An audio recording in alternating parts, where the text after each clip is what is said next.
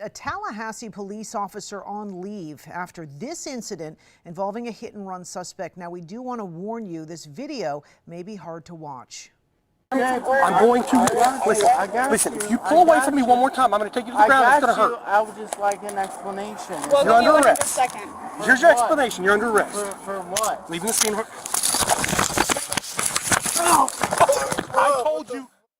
This moment caught on officer-worn body camera video, now at the center of a Tallahassee Police Department investigation. An investigation that started from a video that was posted on social media. Tonight, ABC 27's Micah Cho is following this story. And Micah, that officer's on leave.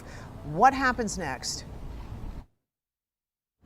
Ava, in the last 2 hours, TPD released that body cam footage. Now it's being sent to IA, will be under further review. Tonight we're taking a closer look at what happened. We will warn you, this may be difficult to watch again.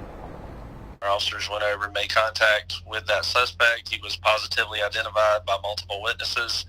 And once they went to place him under arrest for the hit and run, he resisted. That's where this video from last Friday night begins, at the corner of Railroad Avenue and St. Francis Street. If you pull away from me one more time, I'm going to take you to the ground. It's going to hurt. I would just like an explanation. Well, you're under arrest. A second. Here's your explanation. You're under arrest. For what? Leaving the scene. TPD says that man was involved in a hit and run, left the scene, and then returned on foot. Officers questioned him and was identified by multiple witnesses. In the video, you hear the officer telling the suspect to stop resisting. When he doesn't, he's picked up and slammed to the ground. Chief Lawrence Revel says the suspect was also carrying a knife. That incident now being reviewed by the department's Internal Affairs Department. They will basically then conduct a complete and thorough investigation of that incident. They will pull all the videos. They will interview the people involved, and do a complete evaluation of all the information that's available. They will find all the facts, and then they will present that to me in a report. The department will look at state statutes and department policies to see if any laws or rules were broken when making the arrest. In this case, they'll take a closer look to their response to resistance or use of force policy, which reads in part, when officers are engaged in any response to resistance encounter, they are responsible for making the preservation of human life their first priority and using only the amount of force objectively reasonable to effectively bring the incident under control.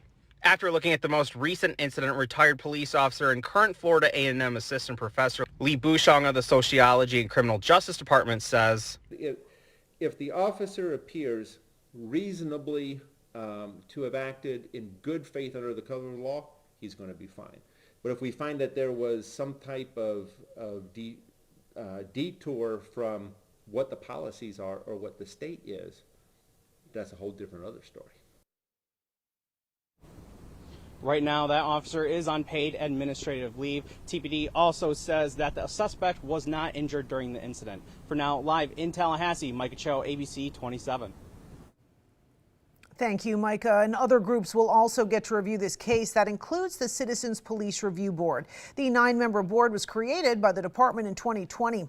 5 members are chosen by commissioners. 4 others are community nominated and then appointed. The group will review completed internal affairs reports and cases.